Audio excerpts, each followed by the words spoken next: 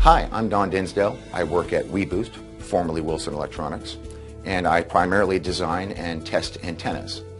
Today, I'm going to try to explain to you the difference between an omnidirectional antenna and a directional antenna. So this is a directional antenna. It primarily receives energy from this direction and transmits energy in this direction, whereas an omnidirectional antenna receives and transmits energy 360 degrees. An omnidirectional antenna means that the energy radiates all the way around the antenna. This is a very simple omnidirectional antenna. So the energy radiates all the way around this. Now, remember that most antennas act just like the dipole we talked about a moment ago. So this antenna requires a magnetic plane, so like the roof of your car, to act as the bottom part of the dipole. Remember that a dipole looks like this, but you can also turn it sideways so it looks like this, and that's what this is. So this omnidirectional antenna radiates all the way around like this, and the actual radiation pattern kind of looks like a donut. So you've got energy that goes like this, and then energy that goes like this. Now remember that I'm showing you a slice of the energy. So if you take this and make it 360 degrees, you can see it's the shape of a donut. You have a dead area here, and you have a dead area here, and you have radiated power on both sides. And it radiates 360 degrees. That's an omnidirectional antenna. So this is another example of an omnidirectional antenna. And it's also a dipole. However, because this is a marine antenna, and it's designed to mount onto a fiberglass boat, we don't have a bunch of metal for the bottom plane. If you recall, an omnidirectional antenna, a dipole, looks like this. And this is your feed point. So what we've done is we've put this ground plane right here, these radials, and they're tuned to 800 megahertz and 1900 megahertz. And because they radiate this way, they fool this antenna into thinking that this is ground. So this is one version of an omnidirectional antenna. Inside of here is a whip that's about 12 inches long, and it acts just like this antenna does. Only this one is designed to go on top of a car. This one goes on a boat. You can see that it's waterproof, and it works very well.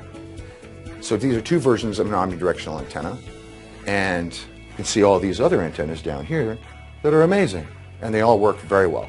For a directional antenna, the easiest antenna to talk about for a directional antenna is a Yagi antenna, and this is a Yagi antenna.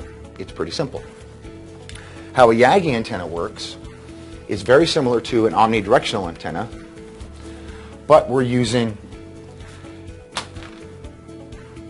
directors and a reflector to make the power, radiated energy, go out that direction, and that direction only, as best as possible. So these directors, they make this energy want to go that way, and this, you can see this one's a little bit taller on both sides, and it makes the energy also want to go in that direction because it tries to go this way, hits this, and then bounces back. This is the driving element, and this is the grounding element.